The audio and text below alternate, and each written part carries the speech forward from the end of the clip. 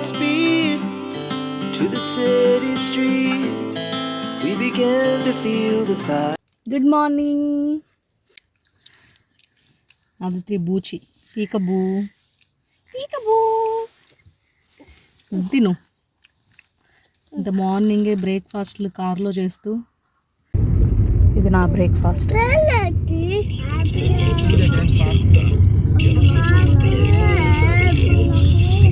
ఒక రకమైన యాంగ్జైటీ, గుండెల్లో దడ, కడుపులో మంట స్టార్ట్ అయింది.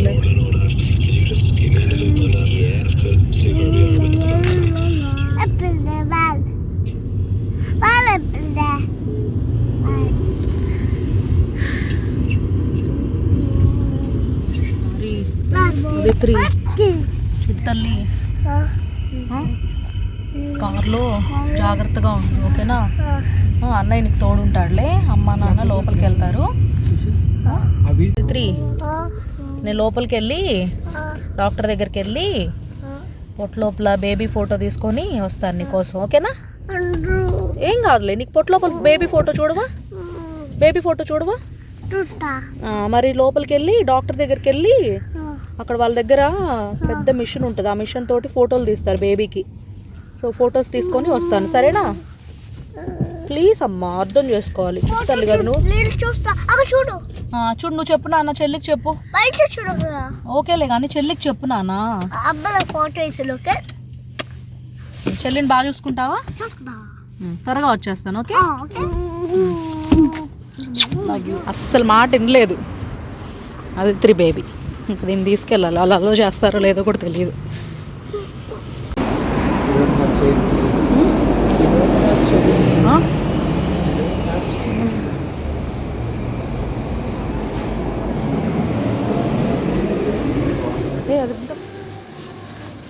అంటే వీడియో తీసుకుంటూ ఉంటే ఏమన్నా అనుకుంటారు కదా.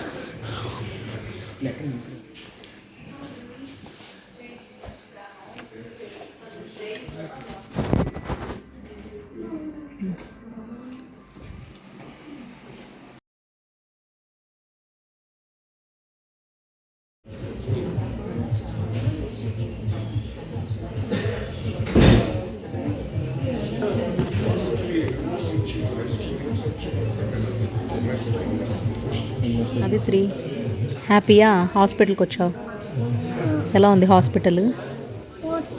బాగుందా? వచ్చిందా? కిడ్స్ని అలో చేస్తున్నారమ్మా, తెలియక తీసుకురాలేదు.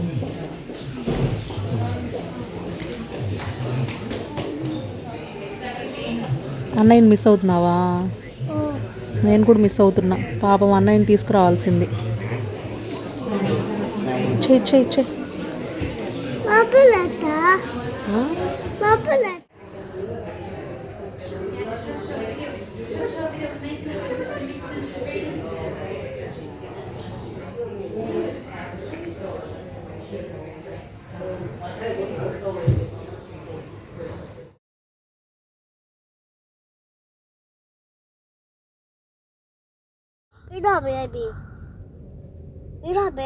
అవునా? బేబీ ఇప్పుడు 12 వీక్సే కదా. సో 3 months బేబీ ఎలా ఉంటుంది? చాలా చిన్నగా ఉంటుంది. సో అదే ఫోటో తీశారు వాళ్ళు. నెక్స్ట్ స్కాన్లో 22 వీక్స్ అప్పుడు ఇంకో స్కాన్ తీస్తారు.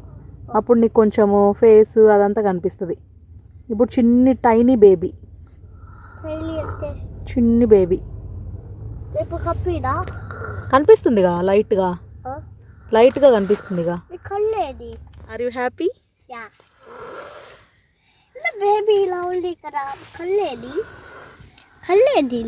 కళ్ళు ముక్కు అలా స్పెసిఫిక్గా కనిపించదు నాన్న. వాళ్ళు బేబీ గ్రోత్ ఎలా ఉంది అది చూస్తారు. కనిపిస్తున్నాయా, బాడీ పార్ట్స్ కనిపిస్తున్నాయా లేదా, ఎదిగిందా లేదా బేబీ అని చెప్పి చూస్తారు ఈ స్కాన్లో. ఇది just first normal scan. Next scan anatomy scan అనమాట. 22 వీక్స్ అప్పుడు బేబీ నీకు నీట్గా కనిపిస్తుంది, ఓకేనా? ఇంకొక 10 వీక్స్ వెయిట్ చేస్తావా? అప్పటి వరకు ఈ ఫొటోస్ చూసుకుంటూ ఉండు. కన్నయ్య, చిట్టండ్రి, ఐ లవ్ యూ చెప్పగానే కార్లో వెయిట్ చేసావు మా కోసం. చిన్న బేబీ కాబట్టి దాన్ని తీసుకెళ్ళాము. అది హ్యాపీగా నిద్రపోయింది అక్కడ. I love you.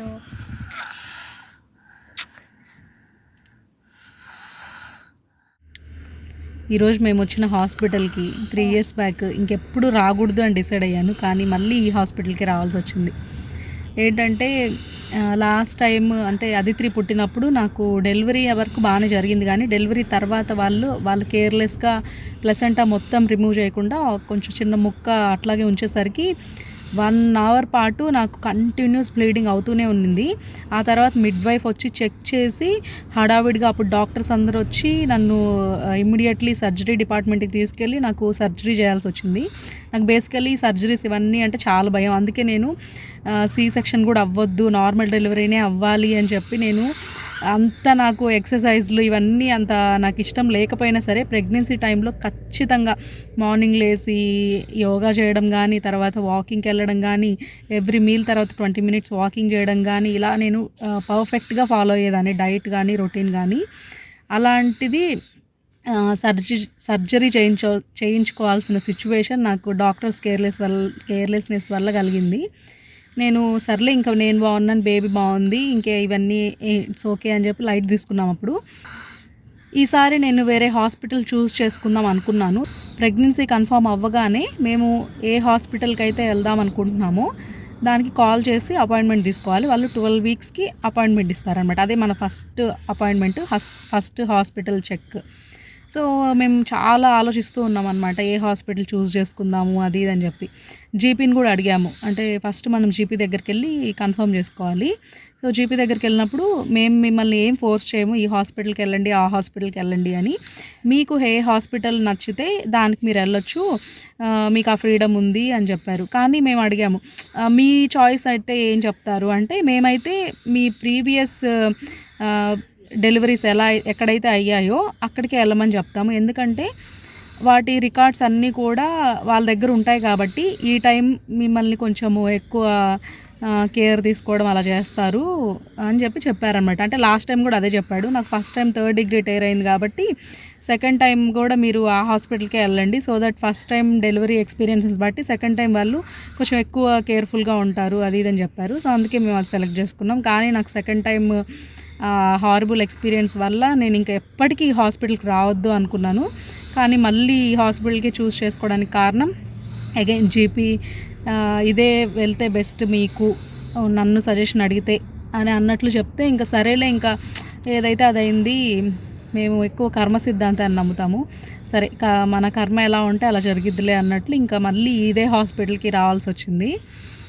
So first appointment బాగానే జరిగింది. తిలక్ నా కోసం గోవిందాస్ రెస్టారెంట్కి వెళ్ళి పార్సెల్ తీసుకొచ్చాడు. ఏముందో చూద్దాం, ఆకలిస్తుంది భయంకరంగా. క్వాంటిటీ అయితే చాలా తక్కువ ఇచ్చారు.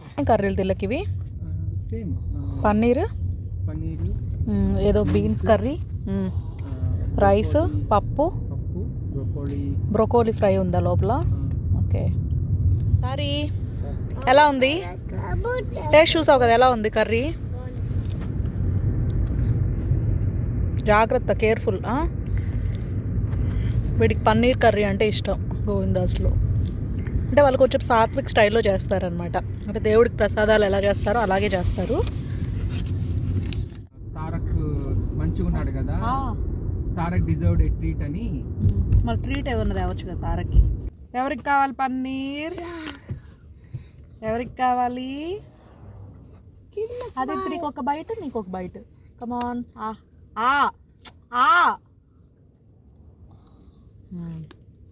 రైస్ తో పాటు పెట్టుకున్నానా? ఏంది రైస్ తీస్తున్నాడు చూడు. We have beans here.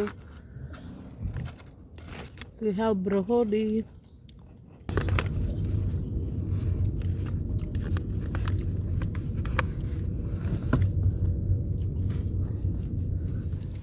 With this happy meal, I will end this video. Bye.